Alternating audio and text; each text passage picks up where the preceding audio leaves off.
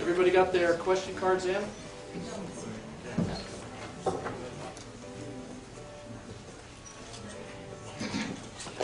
Okay, as we are collecting the questions, we're going to go ahead and get started. Again, my name is CaT Bobino. I will be your moderator today.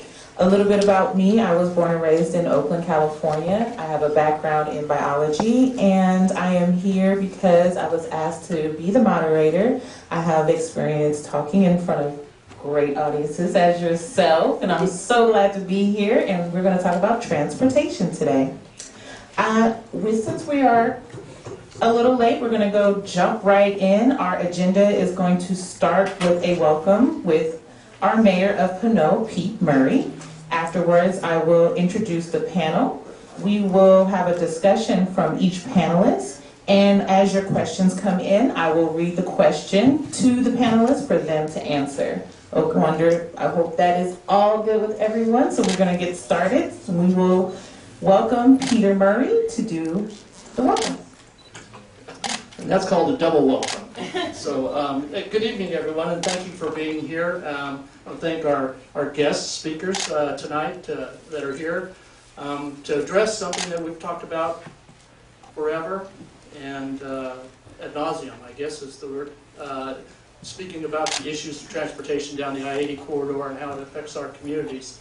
And we're hoping that this is a step in the right direction, moving forward with looking for the benefits that we've long desired here in this area of the county, West County.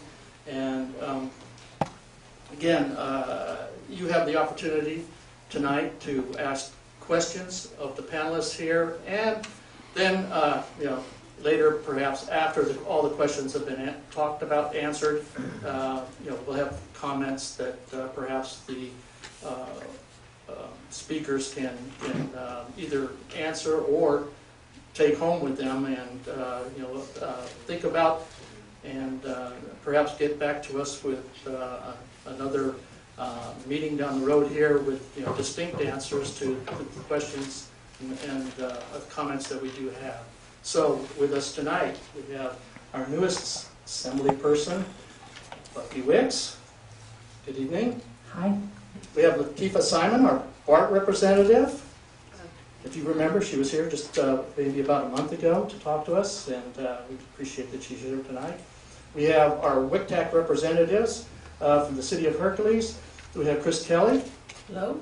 We have Roy Swearingen from the city of Pinole. Good evening. And we have the executive director, John Nemeth from WCCTAC. And they're our local transportation group that more or less designates how the funding is going to be spent in our area. So with that, again, welcome everybody and thank you for taking the time to be here.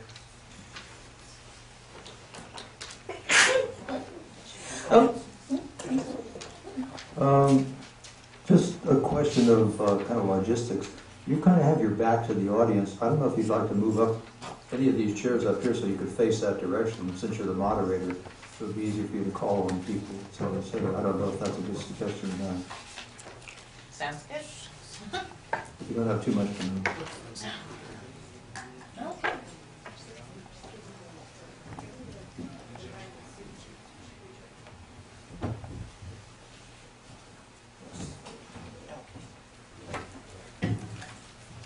Thank you. Okay, that's better. All right, well, we are going to get started. As our awesome mayor just spoke about, we are going to talk about the congestion on I-80. How many people have felt that congestion going somewhere? Just me yesterday. I was driving from Castro Valley where I live, and I was going to Emeryville, and that congestion is just horrible. But it's been that way for a long time. We are going to discuss it, and since I have a background in education, let's go in alphabetical order of last name, if that's okay with the panelists. So that means we are going to start with Chris Kelley. Okay, welcome everyone. Just by way of background, I'm a Hercules City Council member. I serve on the board of WCCTAC and on the West Contra Costa Transportation Advisory Committee.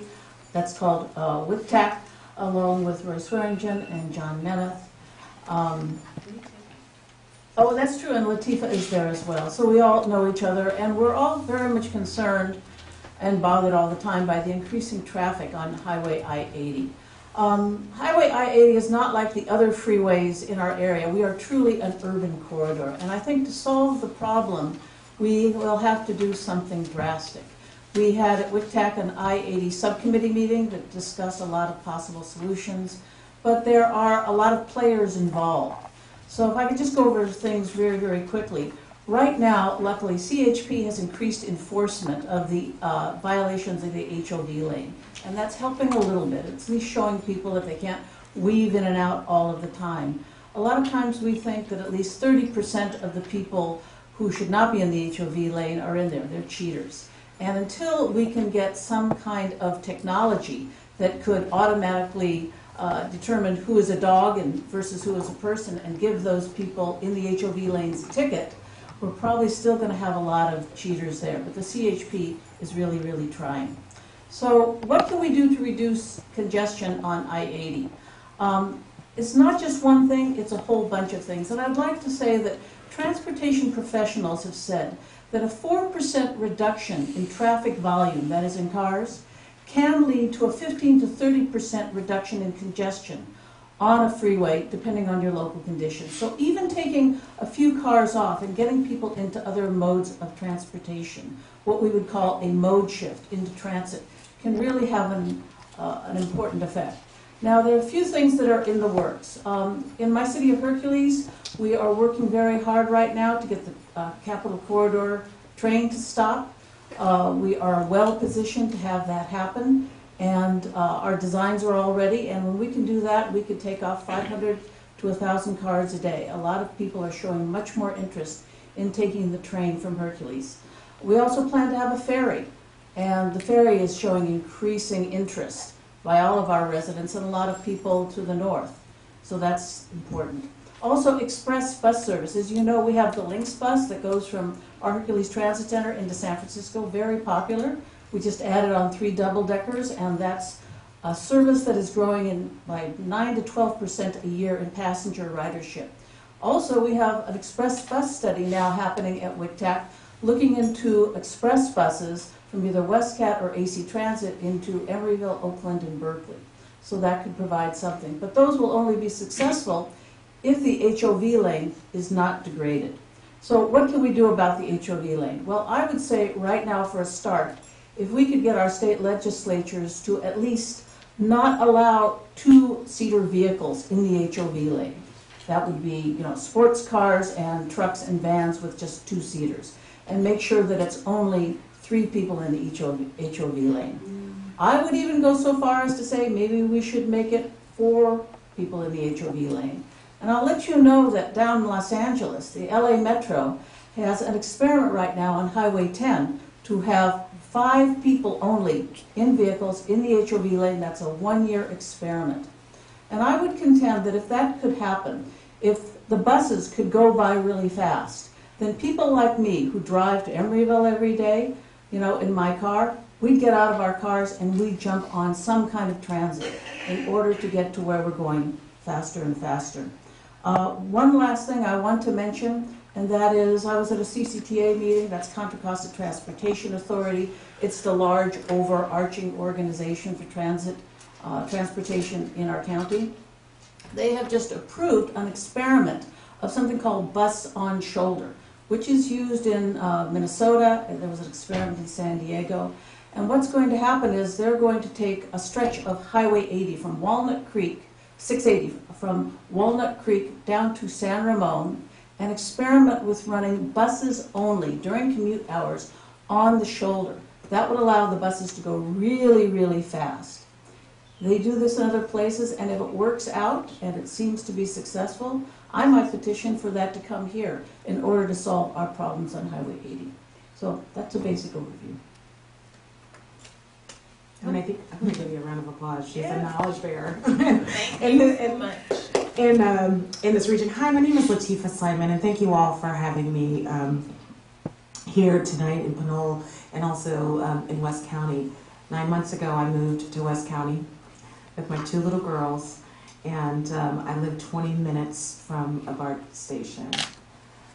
Because I haven't spent a lot of time in West County prior to me moving from Oakland, many of you in the room have never met me, but what I will say is I've never driven a car in my life. I'm legally blind, and finding affordable housing as a widow with my 2 kids, one just out of college, one 7, I had to move to a space in this region with very little bus access. And so while I have been elected for 2 years, and we have worked extremely hard on fare equity, we're working on safety, we're working on a number of things, and no, it's not perfect. But what I'm here to do tonight, I want to talk a little bit about RR. I want to talk about a little bit about the frustrations we're all having. But I'm really excited to hear the ideas, also the frustrations of members of this room who I know for the past, literally it's been 2 generations, many of you have been paying for BART service and you haven't gotten it. I know that, I realize it, and now as a new homeowner I'm feeling it myself. The realities of what's possible, we may not see train tracks slapped down, I believe, for years to come.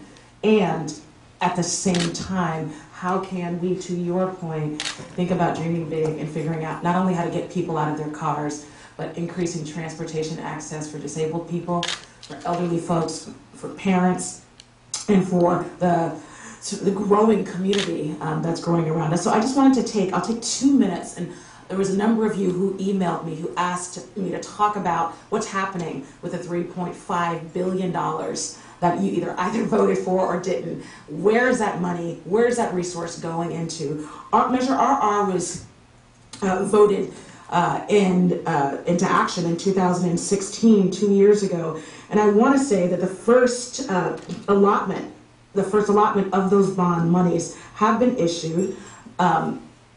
Over the next 20 years, the $3.5 billion will be moved into various capital improvements. What we've decided to do, the BART board and the public, in moving RR forward, was to fix it first.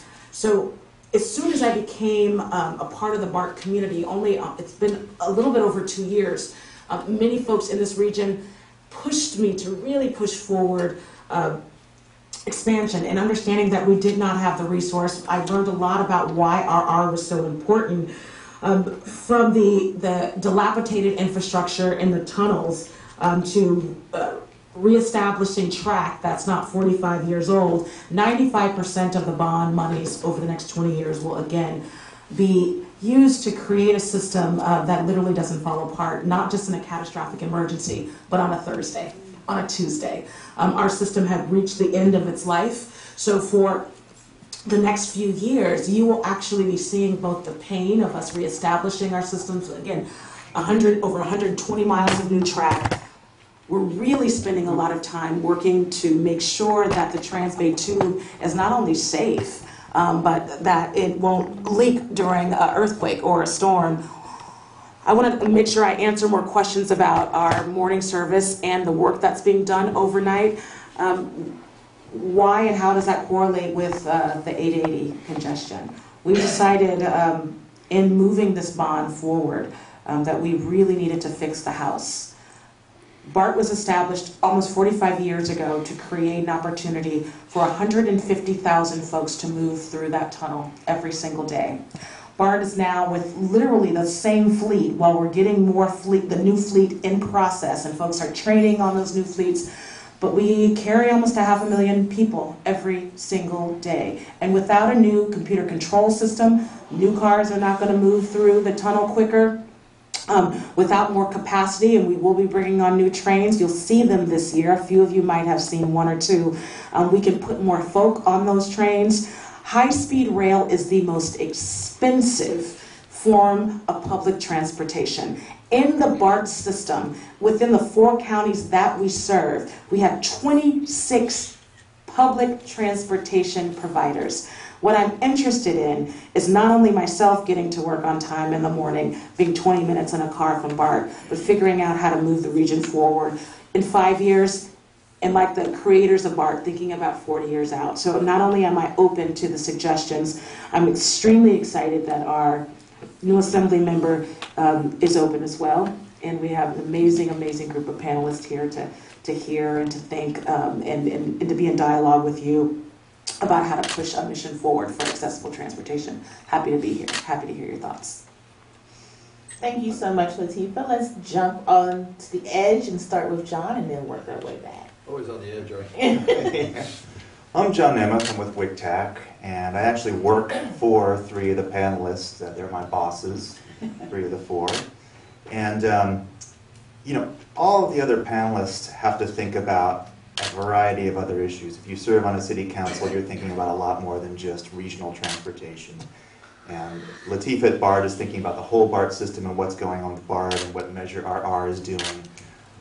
Having to think beyond just what's happening in West County. And with Buffy, I'm sure at the state level, if you're a legislator, there are a million things under the sun you have to consider that aren't just about local transportation. So my job is basically to think about this very question, transportation in West Contra Costa. And so given that, you would think I would have some really, really great solutions and have all the answers, but this is a really, really hard problem. We have increasing population, we have job growth, we have a forecast that the vehicle miles traveled between now and the year 2040 on I-80 are going to go up by about close to 30%. So there's going to be a lot more folks out there, there's a lot more vehicles out there, and that really overwhelms the system. And so while there are a lot of things that are going on, a lot of things that we can do, we've got this backdrop of just more and more people out there, more and more volume. And specifically here, we saw a little bit of an ebb in traffic with the Great Recession, but then coming out of that, by 2014, we were back to the levels of 2006, and now we've surpassed that. We've gone beyond. And our corridor here is one of the worst in the Bay Area, one of the toughest in the state and even in the nation. We consistently rank either first or second, the westbound AM and eastbound PM commute on I-80. So it's a really tough corridor. The way I try to frame the solutions, now having complained about the problem, I think it's good to think a little bit about the solutions. I try to think of it as there are things that we can do potentially with the highway to try to make that more efficient and make that experience better. It's things like, can we manage incidents better on the highway? Can we take advantage of some of the space, as Councilmember Director Kelley mentioned, with buses on shoulder? Are there ways to make the HOV lane more effective to incentivize carpools and so the buses can move faster? As Director Kelley mentioned, 20 to 30% of the folks in there are cheaters, so can we clear that out and make better use? The HOV rules, do we need to think about that? Right now, if you're a 2-seater vehicle, you can use the HOV lane. There's a lot of folks that have a 2-seat vehicle. If you've got a pickup truck, you can use the HOV lane. Clean air vehicles can use the HOV lane. That's a great way of incentivizing clean air vehicles, but it just means that there's a big demand to be in that lane, and we're seeing that lane degrade over time. And by degrade, I mean there's so many people using the HOV lane that there's not that much of a premium to be in the HOV lane. And so your incentive to carpool is less. The ability of things like express buses to use that lane to quickly get up and down the corridor is less, because we're just allowing a lot of people to use that lane. So can we optimize and improve the highway? And then are there ways to just completely avoid the highway with better transit? And that involves things like improving the transit that we already have. So it's kind of core capacity, things with BART, modernizing some of our BART stations, and then thinking about expansion. Are there ways that we can expand the transit network? And it's probably not one big project. It's not one silver bullet. It's just improving an overall network. So express bus service is something that we're at WCCTAC looking into. We've noticed that there's a big market from West County to not just San Francisco, but places in Alameda County like Emeryville, downtown Berkeley, West Berkeley, Oakland. So express bus services that could start in, say, Hercules Transit Center or Pinole or Richmond Transit Center and go to some of those Alameda County destinations is something that we're looking at. Getting a capital corridor stop at Hercules would give folks in the northern part of West Contra Costa County access to another rail service, and then that gives you access if you're going eastbound up to Davis or Sacramento, or it gives you access down to San Jose or Jack London Square or West Berkeley. So expanding the transit network is another potential opportunity, and there are a lot of things to talk about there. So that's enough for me. I'm going to turn it over to you now, Roy. Well, I'm glad your voice has level. Mine usually doesn't. We've been given a list of items on the agenda to talk about this evening. I'm going to kind of get away from that because most of the people here, and I know most of you as friends and fellow constituents and homeowners that live here in Pinole and Hercules, you're here for a couple of reasons, because you see some problems with local traffic, and that's what you want to know about how we plan to do anything about improving the situation that's now been created for us by basically the state transportation. With number one, the metering lights. That's the most complained about traffic changing implementation that I hear from the citizens around here. I came down here this evening and 5:44, and the traffic going to the freeway from Pinole Valley High School was dead stop. It was backed up all the way past Pinole Valley High School. That's about half to 3/4 of a mile trying to get down to the freeway. Now these people are not just Pinole residents. These are people coming from Orinda BART station that are traveling this way to go through Pinole and to get on I-80 going east to probably Solano County or Vallejo or wherever. So they're using that part of our streets basically to get there. The same on Appian Way. It was backed up this evening all the way down past the Y, almost 3/4 of a mile.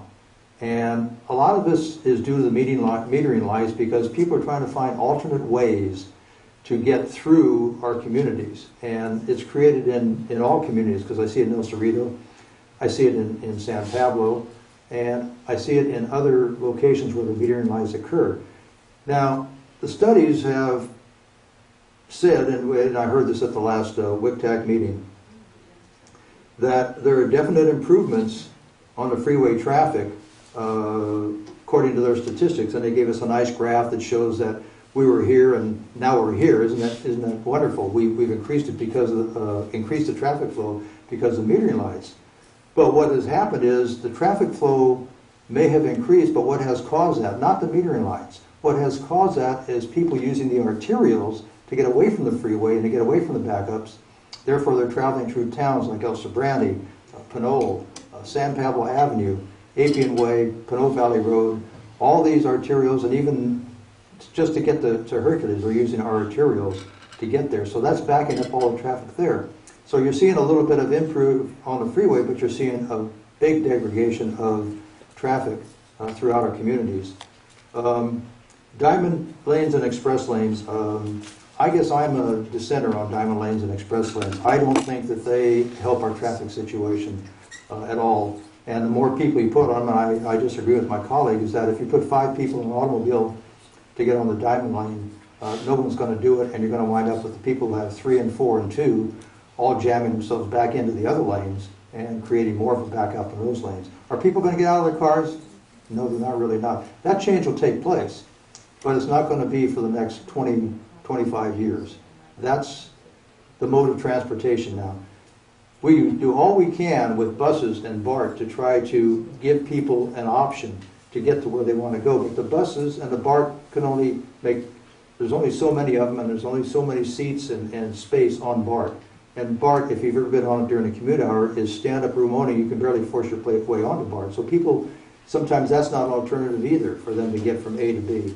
Parking's still a problem, and we need better parking at BART lots. Orinda parking, if you get there after 7:30, forget it. You're not going to get a parking place in Orinda, and they're not going to increase the size of that lot. It's going to stay the same.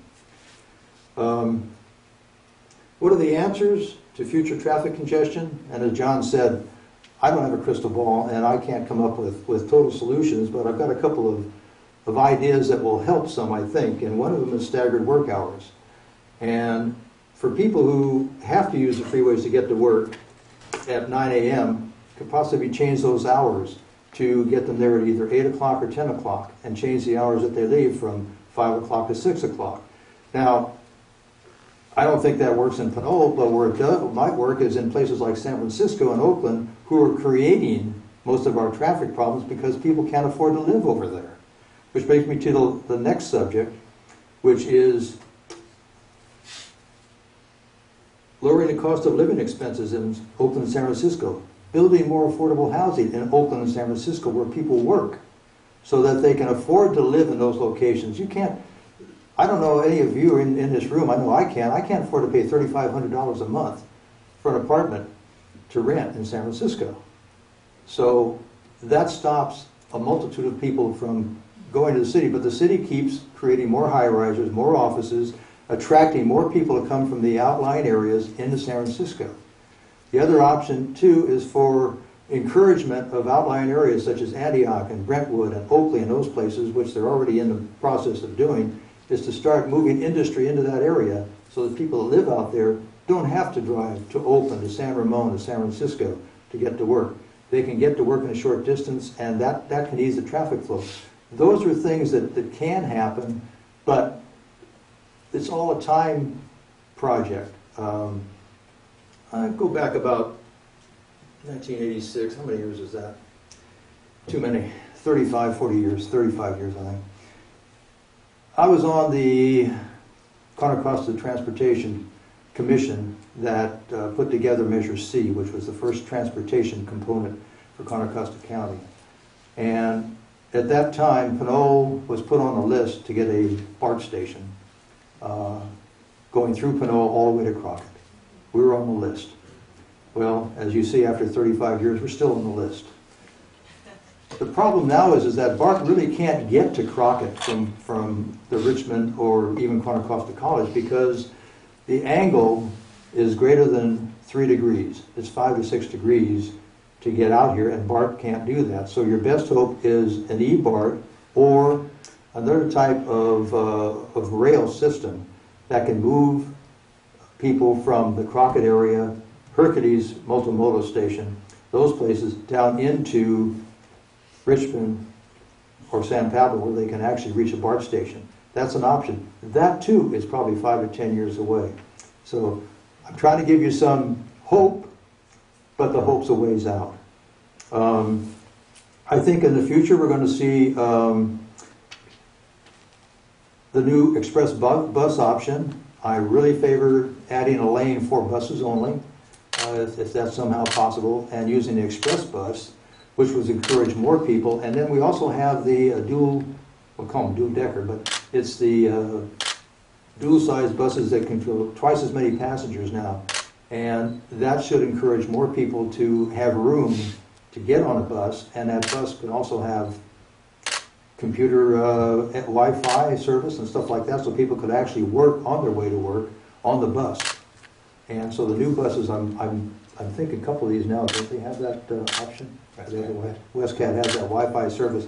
On how many new buses did we get? About 2 or 3? 3. 3. We got 3. And so using those as an express bus is a possibility to help relieve some of that traffic congestion. Those are the things that I see, and I'm hoping we can start planning for and this is just for Pinole. We have made some strides in Pinole in helping to relieve this traffic. I don't want to say it's all negative, it isn't. We have managed to get on the list to have an additional lane put in at Pinole Valley Road, eastbound at the freeway, to go up to the metering line and onto the freeway. That will be built within the next 5 years. That's going to help relieve the stress right there in getting those cars off Pinole Valley Road and up towards the freeway. That was big for us. We're also getting a new bridge on San Pablo Avenue, which will also have a bike lane involved with it, and so that bridge, where the old bridge at San Pablo Avenue going from Pinole, Tennant Avenue, going east towards Hercules, there's a bridge, and that bridge is going to be replaced with a new, more upgraded bridge to help the traffic get through that area, but also it's an improvement that we also have been able to secure. We're also doing something to do trail gap closure. We have money now put aside for trail gap closure down at the end of Tennant at the treatment plant that will help for pedestrians and bicycles who love to use the trail, because this is another aspect of transportation. People that use the trails a lot to get from A to B. I'm surprised how many people actually do that. But it's a great way for people not to have to use their cars. Only problem is too few people actually use it compared to what you would hope would use it.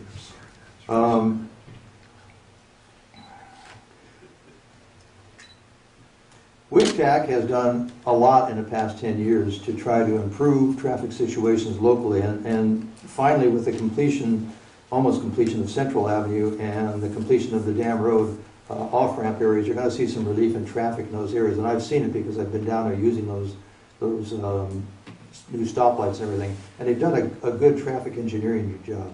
We need to do something like that in Pinole too, and in Hercules. We need to fix some off-ramps. We need to do something about where the metering lights being monitored. So when the traffic's going 70 miles an hour, the traffic isn't sitting waiting at a metering light to get on the freeway. Things like that still are in the need of improvement.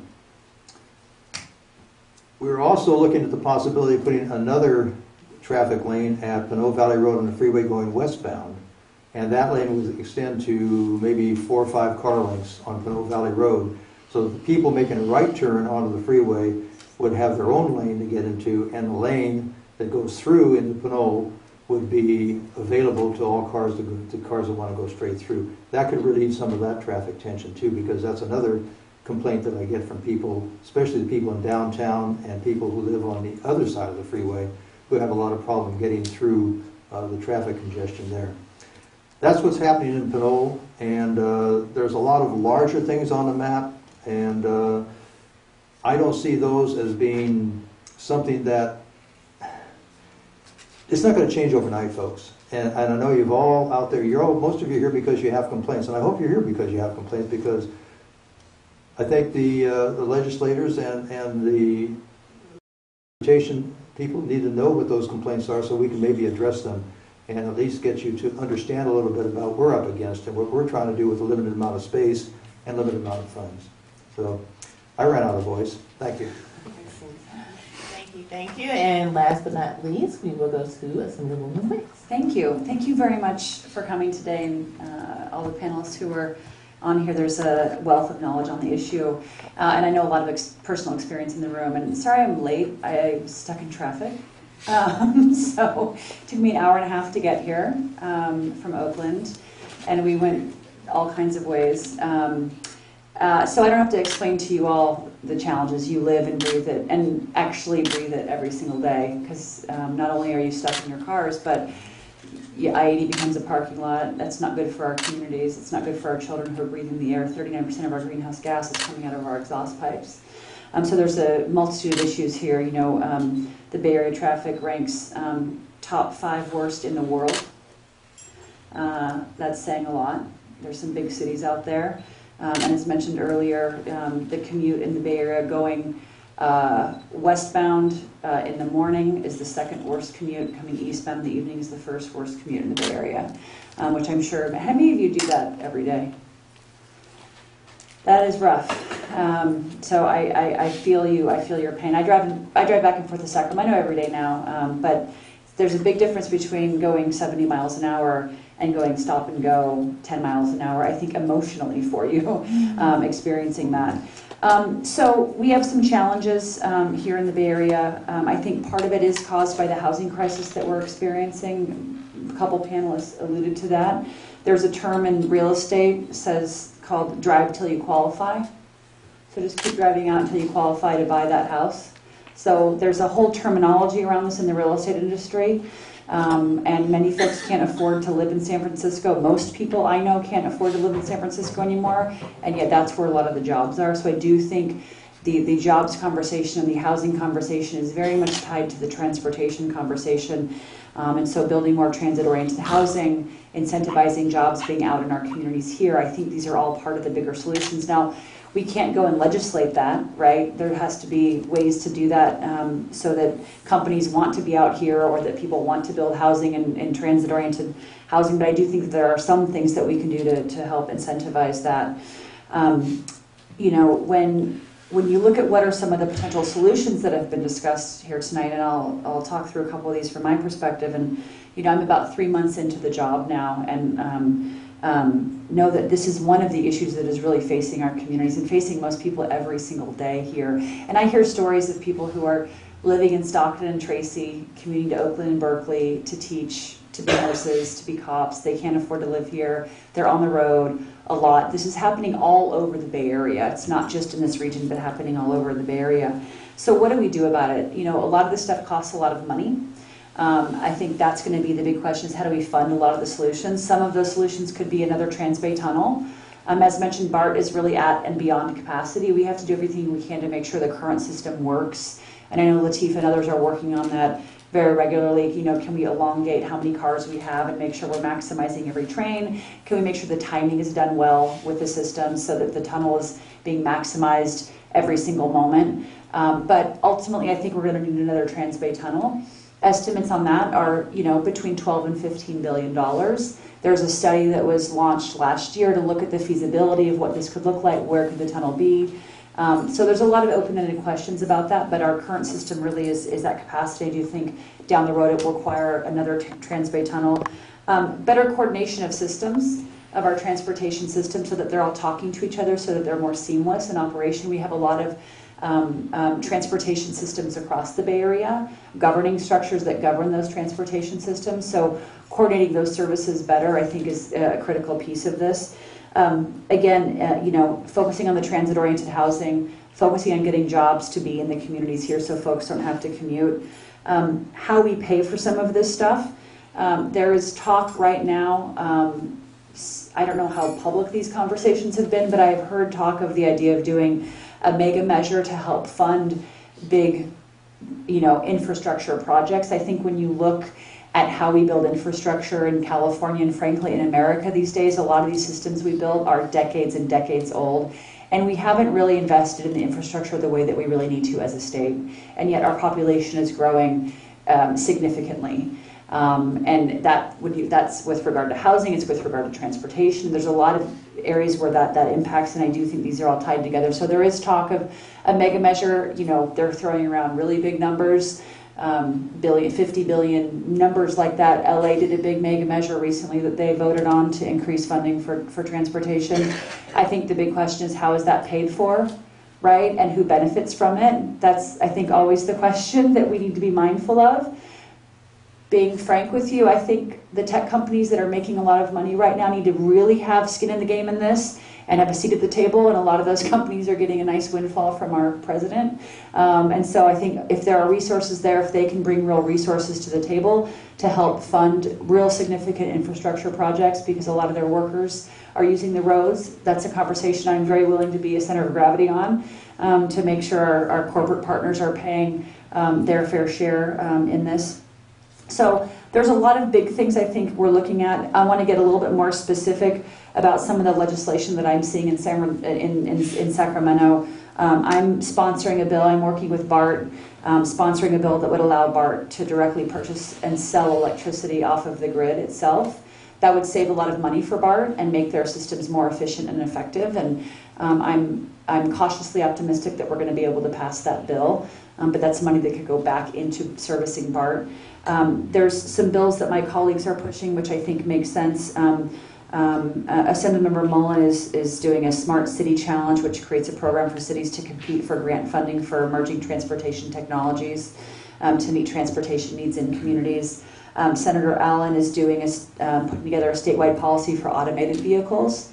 And I know there's been a lot of, Contra Costa, as I understand it, has been leading the way in terms of looking at it and experimenting with automated vehicles for that sort of last mile and what that looks like, and seeing if we can have automated vehicles sort of scooping folks up from their bedroom communities and taking them to various transit hubs. So I do think we'll have to wrap our head around the automated vehicle question in short order. So there's conversations around that. There's a bill to incentivize a youth transit pass so that young people are using public transportation more, and that becomes the norm for them, so that we'll see sort of generational shifts there. So there's definitely some transportation legislation that I'm either authoring myself or supporting of my colleagues. There's also stuff that's happening now here from SB1 funded projects in Assembly District 15, which was approved last year. 59 new hybrid buses for AB 15 alone. So 59 buses is great. We have a bunch of other pieces to this as well. My office just wrote a letter in support of a ferry terminal in Berkeley. I'm supportive of the ferry terminal in Richmond. We're seeing success with that terminal, which is exciting. Ferry terminal in Hercules. Hercules has got a new a whole intermodal transit hub that they're working on developing that would include rail and ferry and transit-oriented housing, and thinking through how our communities are living and how these different ways of life are coordinating together, I think is a big piece of the equation as well. So I'm supportive of an all of the above strategy to decrease the traffic that I know many of you all are experiencing. It comes down to resources and how we're going to pay for it and where that money comes from. And it comes down to leadership. I think from all the folks sitting here and many others who work in the transportation sector. And it comes down to feedback from you all on what you're experiencing and how it's impacting your quality of life. I mean, you know, I just went through a 2-year campaign and I had 239 house parties, and you know, I was in people's living rooms up and down this district, and it was one of the issues I heard about every single time. So it's important for us to hear from you. That's why we wanted to host this today. But I don't believe that any of us are the creators of all the great ideas. You know, they come from the community as well. So those are some of the things that we're working on in Sacramento. There's a lot to that, how you kind of unpackage that. Those are big issues that we're grappling with, but excited to work on this stuff and eager to hear back from the audience. Okay, that was awesome. We heard from all 5 panelists. How about we give them a hand before we go into questions? So I do have a stack of questions already in front of me, so we're going to dive right into them. The first question was an email question for the panel, and it states, Richmond residents traveling to San Francisco often have a shorter commute by using the Richmond-San Rafael Bridge and then the Golden Gate Bridge, but the double toll is horrendous. Can a scanning system be set up to reduce the toll for the second bridge within a specific time from crossing the first? I think that the answer is yes, and I think that RM3, the regional measure that raised the bridge tolls, provides for a discount on the second bridge crossing, just for the increment of difference from what it was before to what it's about to be. So there is some break that's being given to people who cross 2 bridges from that recent toll increase. And yeah, it's just a policy matter, a question of dollars, but the technology is there to be able to give people discounts for crossing multiple bridges. And if I could just add, right now the Richmond-San Rafael Bridge is not faster. I think in the last 7 or 8 years, traffic has increased, volume has increased 30%, and it is absolutely jammed all of the time. And the infrastructure of the bridge, as many of you all know, the bridge closure just a couple of weeks ago impacted, they believe, 9,000 to 10,000 folks within the first 4 hours, or cars. So our infrastructure is crumbling right in front of our eyes. And while I think many of the pangs that we're seeing from even modest infrastructure investment of the rehab, it is slow. But I got to tell you, the idea or the lexicon of leadership is exactly right. For many, many years, infrastructure reinvestment, from potholes on the 80 to in your communities to bus lines, and the coordination at times in the morning to get people to mass transit haven't been coordinated, but we are getting there. So that question is extremely timely. Awesome. Okay. This question, I think, was kind of stated already by one of the panelists, but I'm going to ask it anyway. What will it take to extend BART from Richmond to Contra Costa College, to Hilltop, and to Pinole/Hercules? Well, I guess I brought up the subject to let you know that is probably not feasible for BART to actually make that transition because of the incline in the geography that goes from there. To Contra Costa College, yes. That's definitely in the future.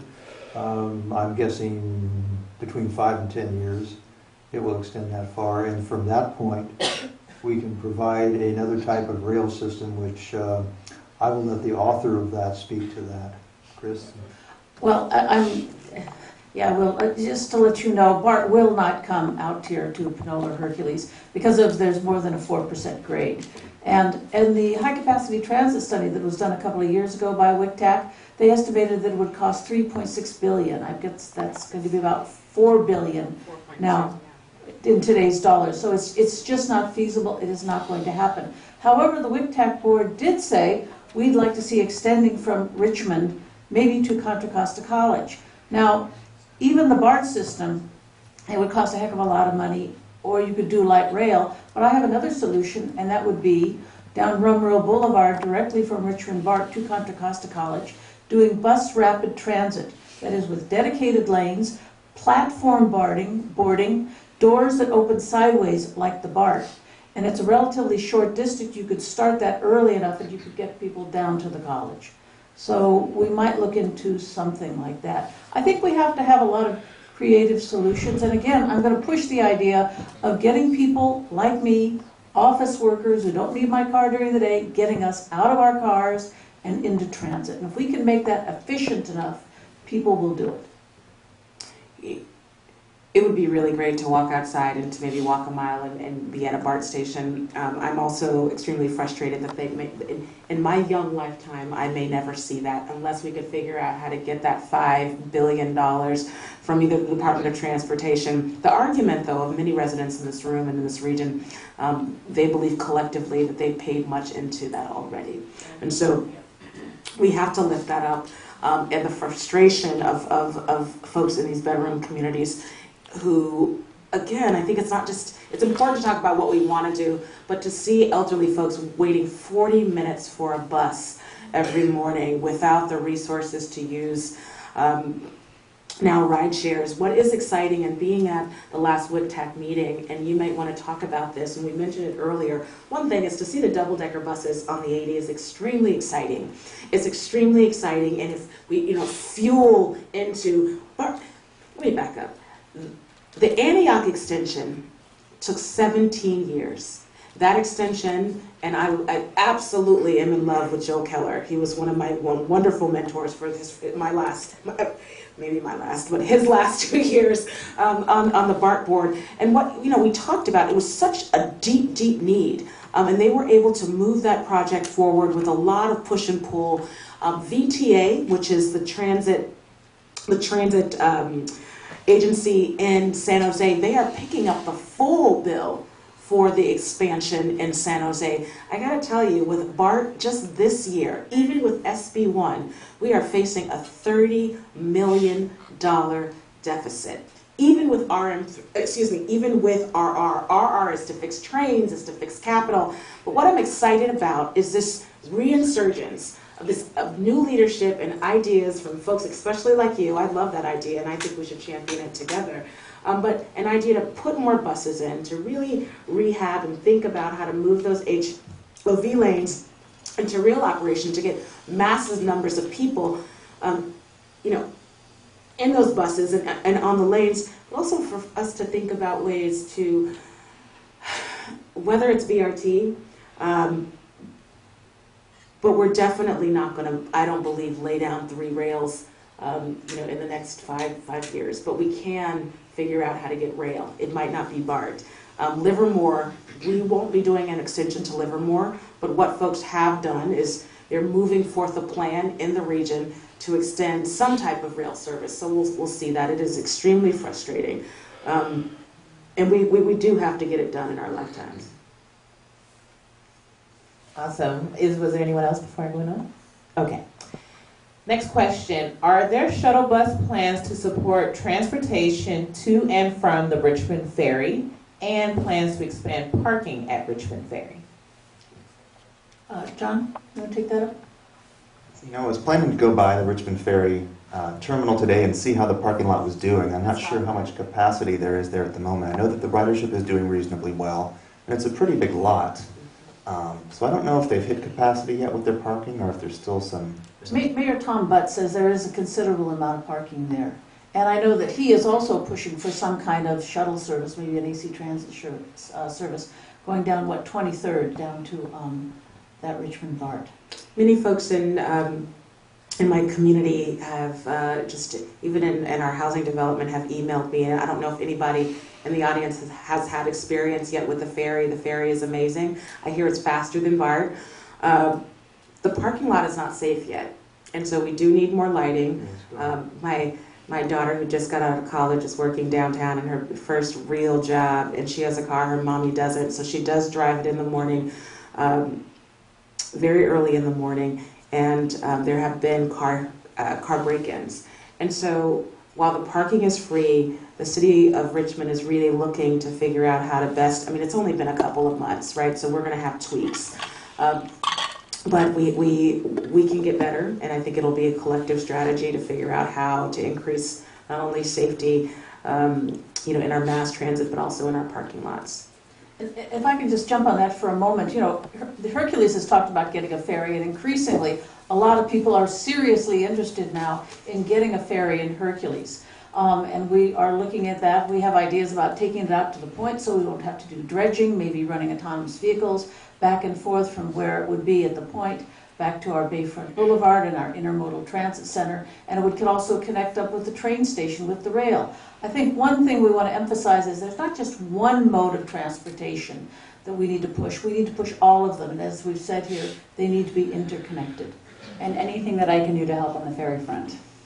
We'll definitely appreciate that.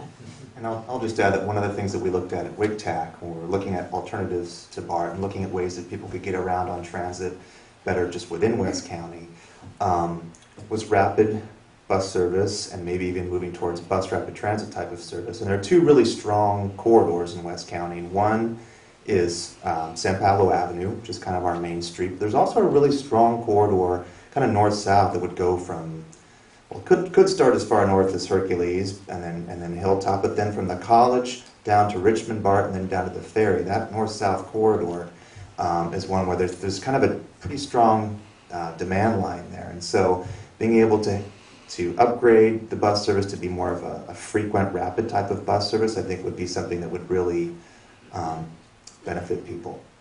So. Great. Okay, great. The next comment or question is about AB5 / Dynami, I think is what it is, but AB5, what is going on? Sorry, With that was mine. So basically what... I think you should be at the mic if you're good, so people can hear you. This is being recorded. This mic here?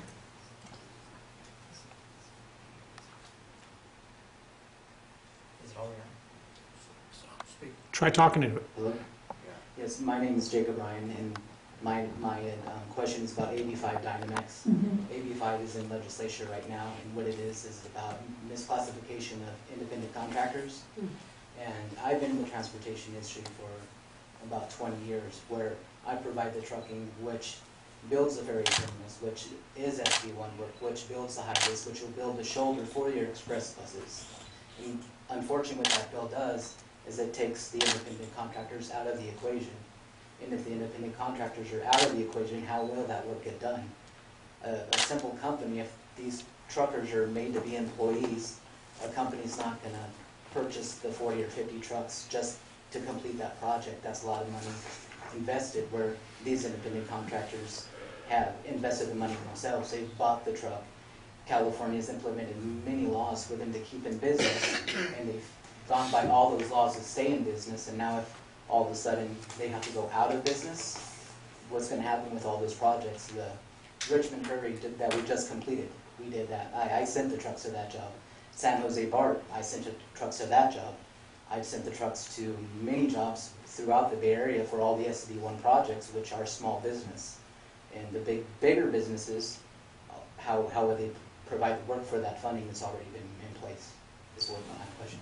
Sure, happy to speak to that. So AB5, as I understand it, is basically would codify in the statute the state Supreme Court decision that was already decided around the classification of workers. And I think the intent of that was to provide more safeguards for workers who are Uber drivers and working in the gig economy who don't have the kind of workplace protections that, frankly, I think they should be having, or a lot of people think that they should be having.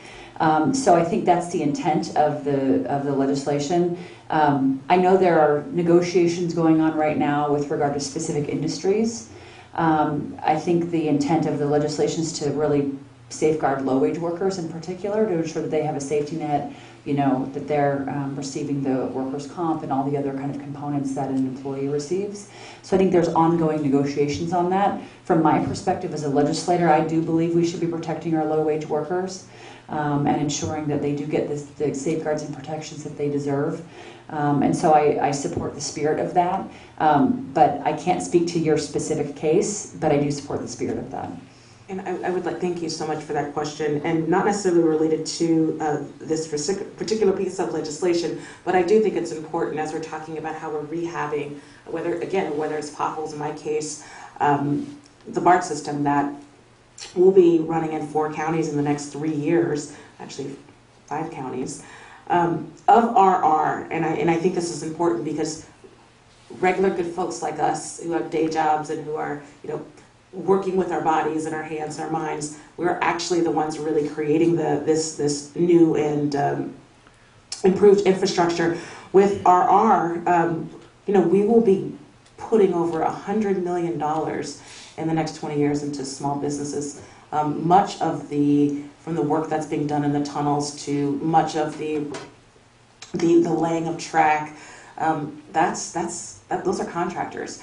And BART has an Office of Civil Rights where we're primarily very much working to make sure that the contractors that we select not only are there subs and primes that are minority-owned contractors and women-owned contractors, but that they're paying their people, that they're taking care of their people. Would be happy to talk to anybody in this room about the work that we're doing to make sure that with all of the work that we're doing that we are not shortchanging the good people in our communities who are making,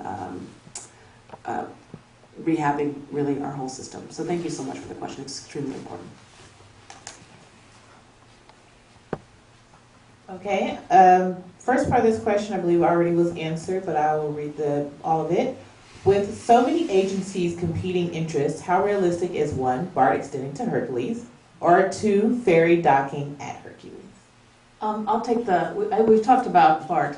I think it is very realistic docking at Hercules. There was ferry service back when we had a dynamite factory there. And as I said, if we located out at the point, at the Hercules point, where we wouldn't have to dredge, I think it's realistic. We could have a little trail coming in there. You could walk, bike, or if you're, you know, not able-bodied, we could have autonomous vehicles or even golf carts running people back and forth. I think we have to be creative. And then that will connect also with the train station. And the train, when it comes through, and we are very, very close, we're well positioned as a candidate to get total approval from the Capital Corridor to build a train. And all the drawings are set. It's only going to take about $55 million to finally get it done.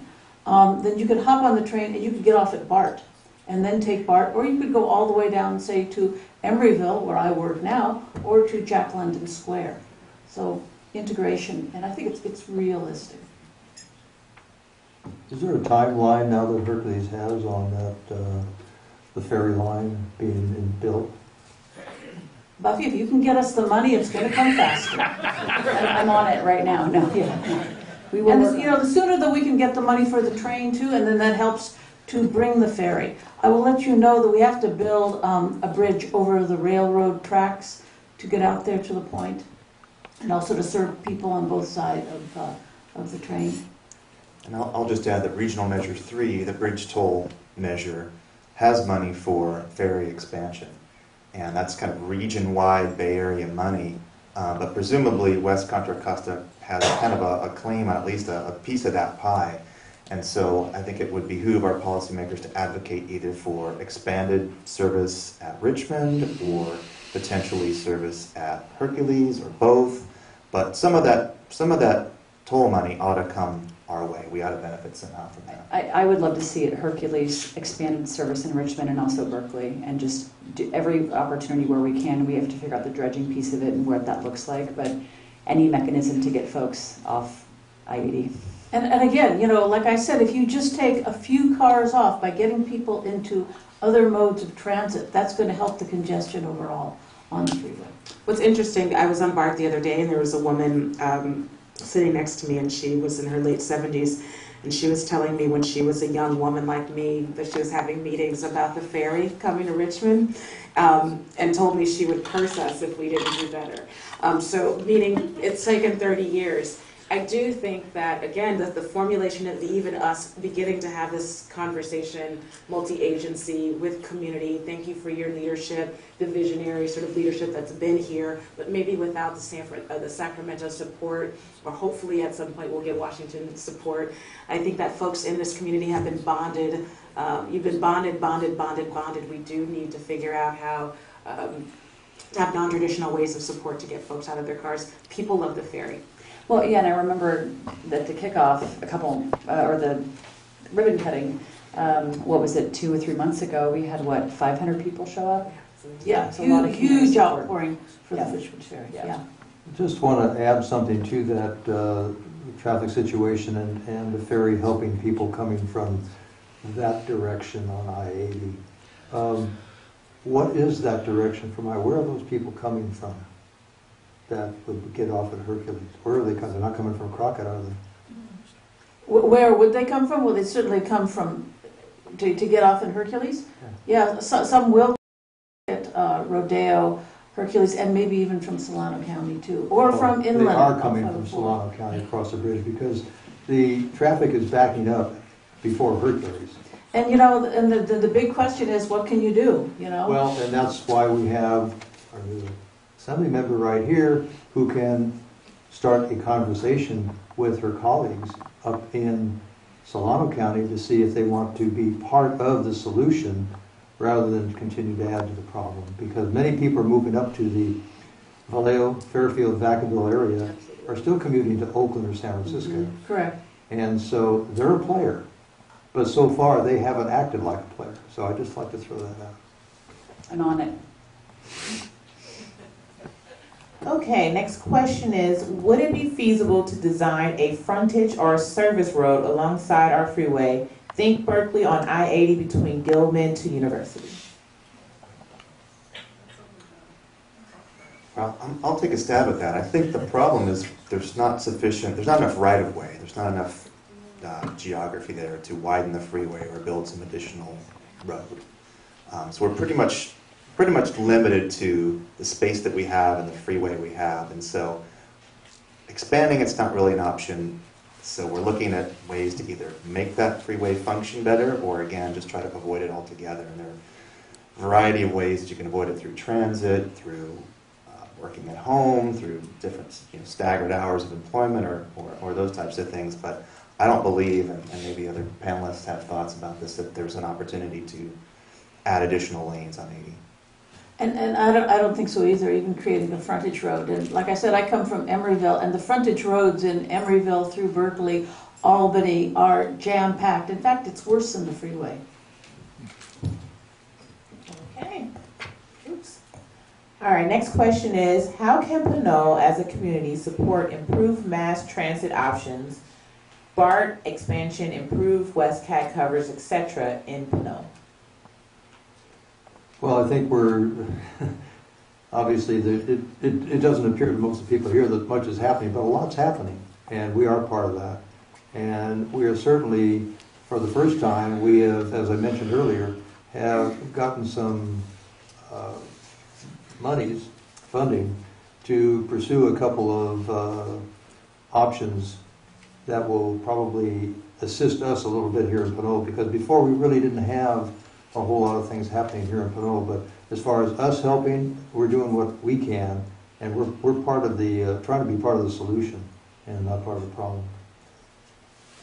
And at WCCTAC, when we're looking at express buses, right now express buses are either beginning at the Hercules Transit Center, or they may start further south if it's an AC Transit, Transbay service is starting in Richmond or St. Pablo or somewhere like that. So Pinole's kind of in this gap where if you're a little further to the north, you might have an option of the Hercules Transit Center. If you're a little further to the south, you've got some options, but there's not a whole lot that's departing from Pinole. So we're looking at the possibility of services to places like Oakland, Emeryville, Berkeley, and San Francisco that would connect to Pinole. Now, whether the policymakers end up settling on that, whether that's the thing that makes the most sense and is the place where resources ought to go, is an open question, but we're at least studying the possibility of express bus service that starts and picks up people in Pinole. And as part of that SB1 money, those 59 hybrid buses, they will serve all of 8015, but including Pinole. So there should be more bus services. And we'd like to get some more double deckers too, because we see that the demand is there for express buses. And I would just say I'm very much intrigued by express bus service to the East Bay, maybe from Hercules, Pinole, and then go directly to Embryville, go directly down to Oakland, Jack London Square, or West Berkeley. And if you go after the job centers and you ask people, where do you live, and how do you get here? I have a lot of coworkers who live out here in Pinole and Hercules and West County, and we all end up driving because there's not any way for us to get there in a reasonably fast time on transit. But if we can get something like that, it would be great, and I think it would be used. I mean, what's really exciting to me when we're talking about the buses, what I've failed to mention is the El Cerrito del Norte Station Modernization Project. Has anybody seen it right now? And it's kind of a mess, right? Yeah. I have worse vision than everybody in this room, I promise you. And when I come out, even in the modernization, which it is going to be amazing, I can't find my bus. And when I do get on my bus, CaT bus, to come up, I live right by the UPS, it takes about 50 minutes. I mean, it's like stopping every other inch, right? It's not fun, it's difficult. So what I'm excited about, not just the fact that we're getting, we're going to have new buses. The double-deckers are amazing. They're going to continue to come on board. Many of you use the El Cerrito del Norte as sort of your get off, and you're trying to go where you need to go. What the modernization and our funding is supporting that. The construction is underway, and I think that you're going to see relief in less than 12 months. I mean, that sounds like a long time, but that station has been as is for 37 years. The sustainability and the lighting and the making sure there's easy docking stations for folks to be able to get on and get off. The wayfinding is going to substantially increase. And so looking at how we as my particular agency can be working a lot closer with WestCat, or a lot closer with AC Transit to make sure that it absolutely feels like a regional transit center. On both sides, we're going to make sure that there's folks who are in wheelchairs, folks who are dealing with mobility issues, that their passengers, I don't know if you've ever tried to come from from the main street inside the BART station. It's extremely dangerous if you're in a chair, if you're walking, even if you do have perfect sight or perfect mobility. We're going to make sure that pedestrians and bikes can get in and get out. So while it may seem that all is extremely unlikely, I think in the next couple of years, this region is going to see a massive change with all that's underway, with not only the WCCTAC studies, the new regional money that's coming in from RN3 and SB1. We are rehabbing BART. We are going to get a ferry because Buffy and Chris are going to make sure that that happens. And hopefully we can get localized service in the Pinole and Richmond communities, again, that has us moving instead of waiting. If I may, to add on to that, I didn't really take the full question into account because the express bus implementation you'll see very soon, within the next 2 years and maybe sooner. We are right now, WCCTAC is studying the routes that we can possibly formulate to make the express bus happen, and double-decker buses are a big answer to that. But as far as Pinole being part of the solution and working towards a better transportation situation in Pinole, I will now begin, I think, moving towards a bus location somewhere in Pinole where it can be a pickup spot for express busing that will also lend itself to local people, and especially Kent Moriarty left, I guess, but he was here and he's a big advocate of bicycles, and this could be a place where people could ride their bikes from home very close by to get to the bus without a safety problem in trying to ride farther, like down to El Cerrito or any place else. That would be an option that Pinole could look at as far as possibly getting closer to a central location for transit use. So that's something to think about, and thank whoever had that question. I like that question. Thank you. Okay, our next question is, how are you going to handle the blast zone from P66 to Refinery? It will hit part of I-80. The author of that has left to go to another meeting. Oh, okay. I don't know if anybody really knows about that. More or less. I don't, I think that's sort of out of our area Okay. of discussion and probably expertise tonight. Okay. The rest of our questions, I believe, are kind of been answered, but I will read them anyway, just in case. But the next one is, has the growth within Hercules, additional homes and transit been discussed regarding the impacts to the surrounding areas as well as the on-ramps to I-80? The metering lights are drastically affecting our streets and businesses. How was this addressed within the contract with the city? I remember we were told we could turn them off if it demonstrated that the metering lights were detrimental to the city. The metering lights are controlled by Caltrans. John, isn't that right? So that has nothing to do with any of the cities. We have expressed to Caltrans that the metering lights, certainly at the intersection of Highway 4 and I-80, are a big problem and they need to be changed, as they are in other situations. So that is for Caltrans.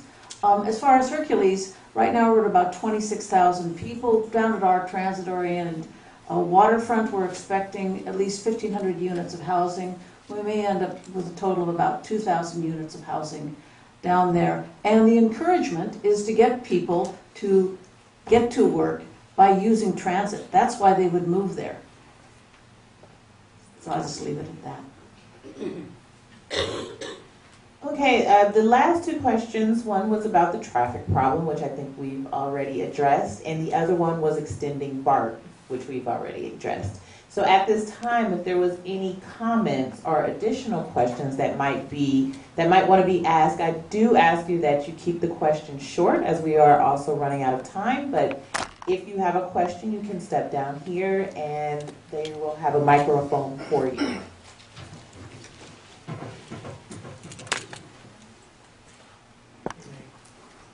Two things is Caltrans had told us, and I've been told in the city's contract with Caltrans, that if the metering lights are affecting arterials, including businesses, then those can be reviewed. So I want to know what cities are to review that. Secondly, is that 15 or 2,000 units is great for Hercules, but for the roads of Pinole, it isn't very good, as well as the on-ramp to I-80 where you're coming from 4. When you're doing a planned community like you have been, how you address the trafficking of the surrounding neighborhoods, in particular with your new transit hub, they should be looking at a new maze or a new way to get on for all of the transit-oriented features that are going to be out there. And I have yet to hear of anything that addresses the traffic circulation and its impacts, particularly on Pinole, Rodeo, Crockett, and San Pablo Avenue actually is the frontage road for I-80, beginning in Pinole all the way down. So we need to actually look at more of a regional issue when it talks about the arterial and the alternative routes here in West County. For the developments in Hercules, yes, we have done traffic studies. We are required to do that for our businesses, like the new Safeway that's coming in, and also the impact that the new homes will have in our area. As far as regional impacts, I'm not aware of anything that's direct, though we do take that issue up with the STEM funds at the WCCTAC. Yeah.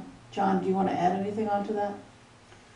Well, we at WCCTAC, we oversee a sub-regional fee program. So new development that comes in is expected to pay a fee, and it's intended to pay at least a portion of the fair share of the impact of that development. So we're going through the process right now, and so jurisdictions are having to decide, do they want to set the fee relatively close to that fair share, which would capture some more dollars and we'd have more money for transportation projects, or do they want to set it a little bit lower to encourage more development? And that's a policy decision that each city is having to make, but there's a recommendation right now from the WCCTAC board set it at a particular level. So that's something that we're... And I'll just add that, you know, right now, it's not just one particular city. You know, I see in the morning, the traffic is coming in, you know, across the bridge from Solano County. It's coming in from Central and East Contra Costa County on Highway 4. It's coming from everywhere. And it's, you know, that's just a fact of life. And now with the push for building more housing, you know, a lot of the legislators want us to build more housing. That will have an effect too. I know at a recent mayor's conference, we discussed the need for the real big job centers, that is San Francisco, Santa Clara County, and San Mateo, where all those big tech companies are. They've got to build the housing because their workers are living out here in Contra Costa County and going into those areas. And so it's really incumbent on them to fill that gap. I mean, I think that's absolutely right. For every, is it 8 or 9 jobs that have been built just in San Francisco? I don't know what the regional numbers are. In San Francisco, for every 8 new jobs in the last 24 months that have been created, only 1 unit of housing within 10 miles of that job. And so we are seeing and we are feeling, and you're experiencing it not only on the road but in your pockets, how much apples cost. It's shifting and changing because of this basically perfect storm. I just want to agree, Chris, with those comments and do everything we can to encourage housing in those communities as well, because that is part of the challenge for sure. And then you also have, you know, tech workers who are making very lovely salaries, and God bless, we all want to make a good salary, I totally get it.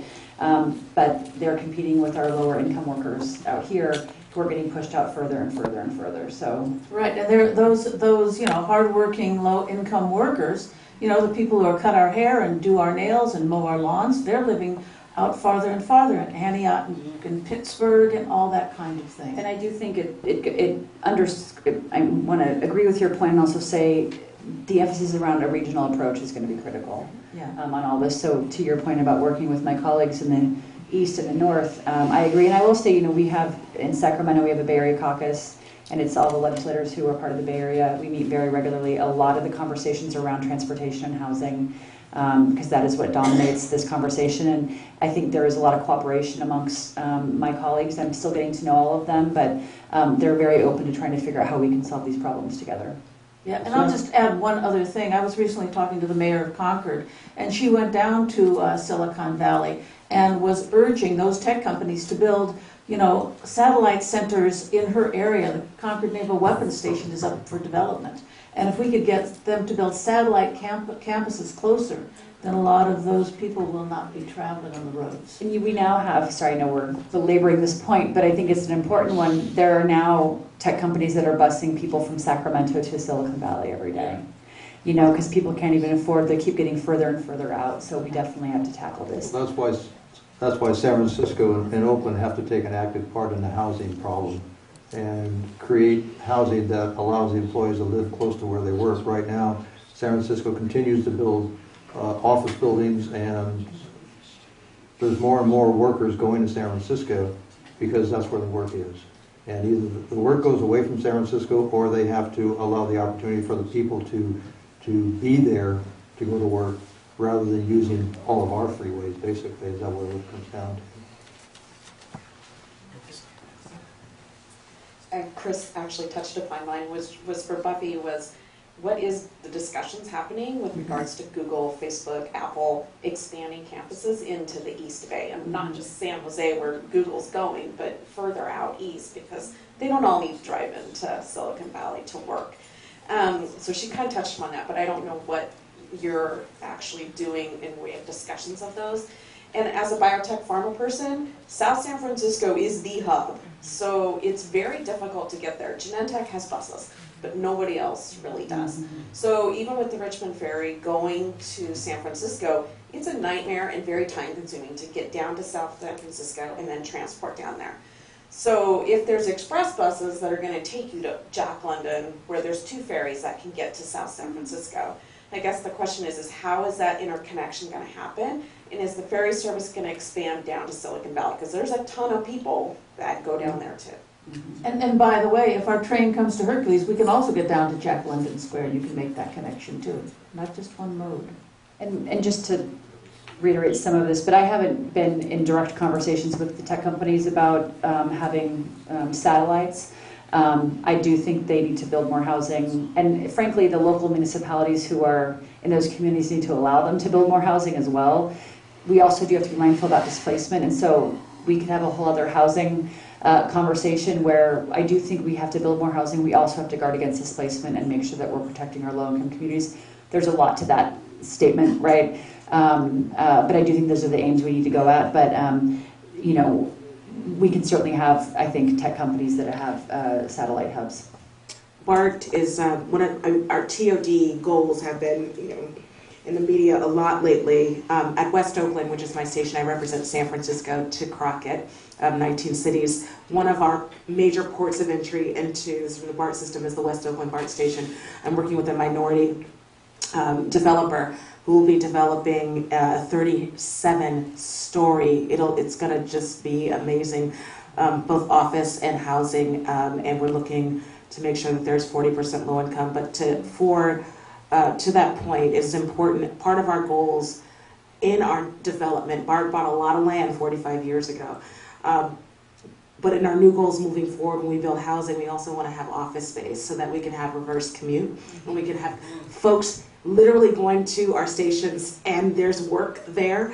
I'm really interested in also just getting not only tech companies but government buildings on government land. It makes our government headquarters like BART or like our water boards on public land. One of the things that's really interesting, we're begging tech companies to come into downtown Oakland, in downtown Oakland and even at West Oakland. Very few of them want to take that risk. And we know even with them coming into communities that have been typically low-income communities, gentrification is imminent. But to make sure that there is work where there is transit is extremely important. How do you keep the vibrancy of our communities as we continue to build jobs sort of in bedroom communities or in disenfranchised communities? We do have to figure out the collateral consequence of a complete cultural shift. And so it is complicated.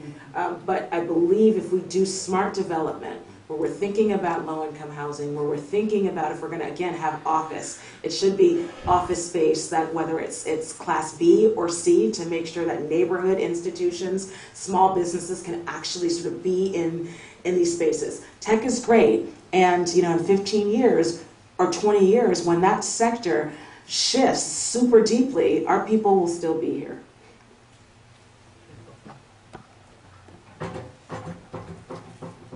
So I'd like to expand on my earlier question asking about what the community in Pinole can do to help encourage transit expansion into Pinole, as it were. And it's great hearing about the various plans that the governmental and regional agencies are having to ensure that there's going to be express bus service in Pinole proper and not just in Hercules. It's great to hear that. But part of what I was wondering in that question was, is there anything the community in Pinole as a whole, not just Pinole City government or the regional agencies, can do to encourage that improved transit access?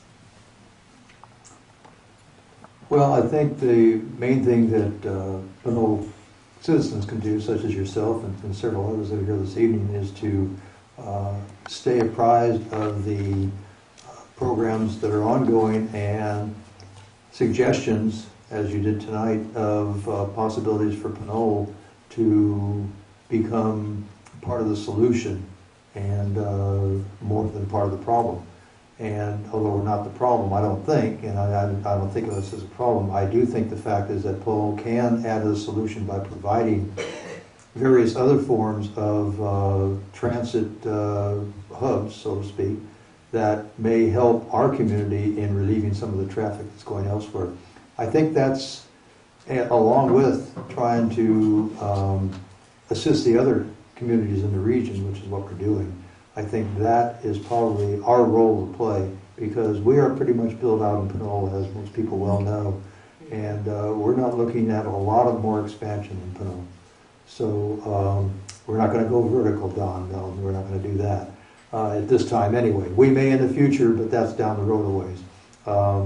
We're still looking at very few pieces of property left that we can actually utilized, and more now what Pinole's going to be doing is redeveloping existing buildings and existing facilities and trying to improve on the revenues that we need right here in Pinole. So that's our role at this point. Okay, we'll take this last question, and then after he says his question and you answer it, we'll move to if there's any last comments that the panel might have, and then close out our town hall discussion today. So. Thank you. I have no question. I have comments. My name is Don Gosney. I'm a Richmond guy, foreigner to you people here. I bring all my money in here to shop. You can thank me later on that. I appreciate the fact that you've touched on a number of the items that I'm going to talk about here, but I want you to hear the perspective from your friends from the South. Okay, a couple of years ago, we had a snake oil salesman that came into town wearing a Caltrans badge. He's trying to sell us on the benefits of metering lights. You all know how great they are, but the problem is not localized. You know, you can, where I live, Amador Street, heading essentially north across San Pablo Dam Road, where you're trying to get eastbound 80. From 3 o'clock till 7 o'clock, it's backed up 1.25 miles. Okay, you got Amador where it crosses San Pablo, where you've got Barrett Avenue and San Pablo Avenue. From 2:30 on, traffic is stalled in all directions on the city streets because they can't get onto the freeway. They're backed up. So you got that Central Avenue, both directions. You know, 40 or 50 cars trying to get on the freeway. And you're looking at the cars on the freeway. On my city street, residential street, we've got more traffic than they've got on the freeway at that time. It's zipping by at 150 miles an hour. But we're still waiting in line, backed up on a Central Avenue. El Portal Drive, 50 or 60 cars trying to get onto the freeway. On and on and on it goes. And of course, when we talked about this with that snake oil salesman, about what it was going to do to affect our city streets, that is not our problem. All we care about is increasing the flow on the freeway itself. And I know there's nobody here from Caltrans. I understand, and Ms. Wicks, you've got some control over those Caltrans people. Yeah? Next time they come in before your committees, say, we want to increase our budget, say, wait, let me talk about my friend Don. Yes, I will, Don. I will for sure. I know you will. I know you will. But they told us that all we had to do was let them know that we've got a problem and they can make adjustments. Try to get a hold of Caltrans. Go to the website. There's no way to get a hold of them. Go to the phone book. There's no phone number for you. Who do you contact for this kind of stuff? Does anybody in this area outside of the transportation people even know where the Caltrans office is for this region? Most people don't. So how do they know where to look? Okay. The high occupancy vehicle lanes. Okay. I can understand how valuable they might be during the commute hours in the direction of the commute. But what about the other direction? Now keep in mind, on Interstate 80, in the morning, you're heading eastbound. All right? The two slow lanes are filled full of trucks going at substandard speeds because they're not allowed to go at the flow of traffic. Now, I'm not allowed to go into the high occupancy vehicle lane because there's only one of me in my car. So that's only one lane left for me to use on Interstate 80. But there's nobody in the HOV lane, but I'm not legally allowed to go in there. Why do you have to have it from 5 in the morning until 10 in the morning and vice versa on the evening in both directions all the time? Just have it during the commute times in the direction it's going to go. We talked about public transportation. That'd be great. Take a look in Richmond. Chevron Refinery. Off and on the biggest employer. There is absolutely zero public transportation for the 4,000 to 5,000 workers that just spent the last 3 years on their modernization project. No AC transit. Nothing. So you've got all these cars. And guess what? They don't live in Richmond. They're traveling through your streets. They're traveling on Interstate 80 to try to get there because there is no public transportation. You're in West County. You get called for jury duty in Martinez. There's no public transportation to get you from West County to... it's like somebody built a wall. And you can't use that as an excuse to get out of jury duty. Judge doesn't care. You find a way to get here. Oh, by the way, they're only going to pay you $5, even though the bus fare, if you can get one, is a little bit more. But you got to find a way to get people from where they live to where they work. You give us those opportunities. Every now and then I've got to take BART from the Del Norte station back to my house, essentially down San Pablo Avenue. If a bus shows up, it's sardine packed. 2, 3 buses maybe before I can find one. I got to push old ladies out of the way to get myself on there. Yeah, it makes me look bad, especially when they push back and they beat me up. Yeah, but It's very true. yeah, I mean, I've even walked from the BART station to 3 miles at home and never seen an AC transit bus pass me. The 72. That's the most popular route, and there's just buses aren't there. Give us a way to take public transportation, and maybe we might do it. And let's not even talk about the overcrowded BART cars. Yes. Doesn't matter, because I got to park 3 miles away. There aren't any spots available. So now you've heard this. You're from Richmond. We saved the best for last, Dawn. Yes, you did. There you go. I am happy to entertain you in Sacramento with Caltrans if you'd like. Ooh, it would be bloody. Okay, since that was more of comments instead of a question, I think we can move to closing. Any panelist that has any closing remarks that they would like to give right now before we actually end the town hall meeting? Well, first of all, I'd like to thank you all for coming out this evening, and I hope we answered, or at least commented on some of your concerns about the transportation problems that we're having. Like where we're what? That's a smartphone. I'm sorry, I think I missed that interruption. What was? Okay, I'm going to go with that. But I think that our new assembly person here has heard our concerns. I think she sees the need and the responses from the people that are here this evening, and they've stayed for the whole meeting. There's only 2 or 3 people that had to go home because they're seniors and they got to get their rest. I'm past my bedtime already. But thank you all for coming out this evening and being part of this forum. And I'm sure a lot of your ideas and concerns are going to be moving forward. And as our esteemed new assembly person has said, if you'd like to join her in Sacramento anytime, she would love to have you join her. It's true. You could join that in her car. Yes, yeah, exactly. And I, want to train up there, but it's 4+ hours round trip training. Taking a train versus driving is about 2.5. And I would love to train up to Sacramento and back every single day. So I'm with you on the public transportation and how actually viable it is as an option. But I'll take a second to close. I just appreciate the folks on the panel coming here tonight. I deeply appreciate those of you in the audience. I believe the only way we solve these problems is if we work collaboratively amongst our elected officials, listening to our citizens and folks who are living and literally breathing this every single day. I give you my commitment that I will work on these things with you. I will roll up my sleeves. I will work my butt off and try to be a part of the solution on some of these challenges. And I think there's a lot of takeaways specifically with resources, ferries, Caltrain. There's a bunch of stuff I think we can walk away with in terms of next steps. Very briefly, thank you so much, my dear friend. But one of the things that I guess it's for those of you who know Don, I've never met you and you're amazing. He's right over here. Okay, there you go. You said something that actually I think is an amazing way to close. Many folks in West County are living in transit deserts. There's nothing more unequitable than not having the right to mobility. And it's one of the reasons why I wanted to really deeply dedicate this part of my life to transportation access. When you don't have transportation mobility, you can't get good food, you can't go to dialysis, you can't get your kid to school on time.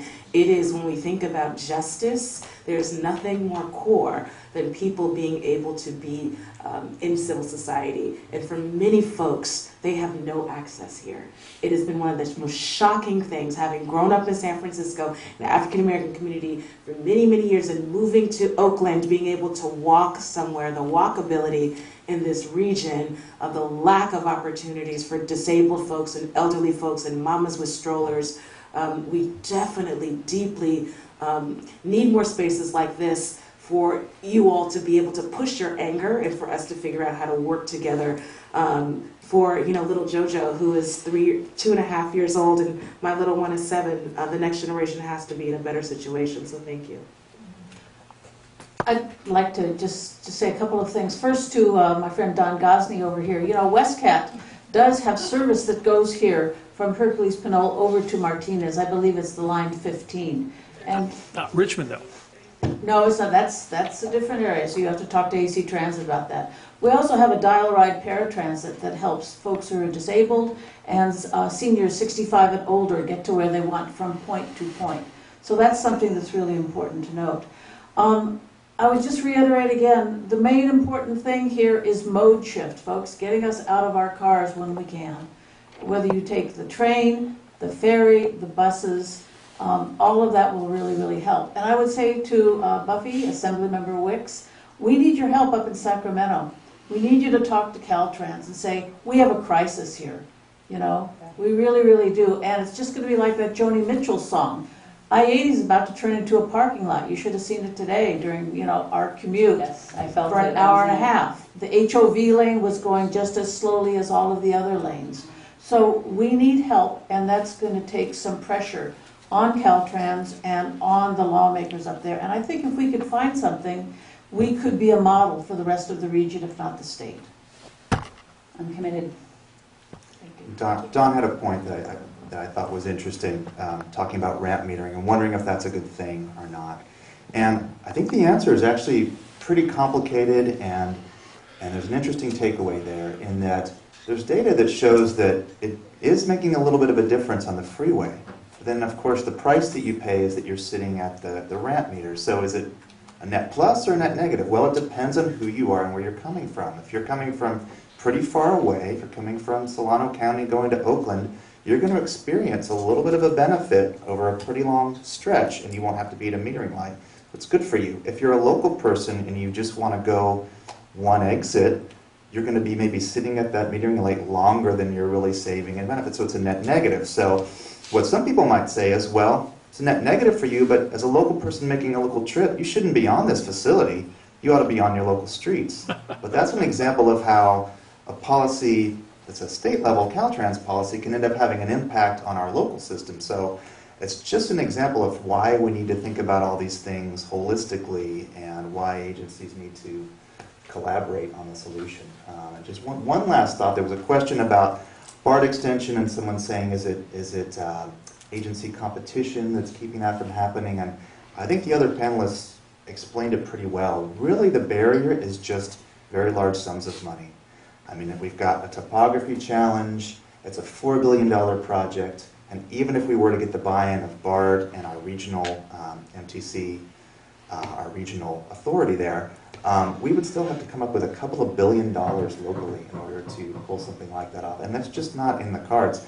A half-cent sales tax county-wide would bring in about $2 to $2.5 billion. We have to use the entirety of that for that one extension. That's just not politically feasible. So in addition to collaboration among various agencies and counties and geographies, we also just need additional funding. Mm-hmm. Additional money would make a lot of things more possible too.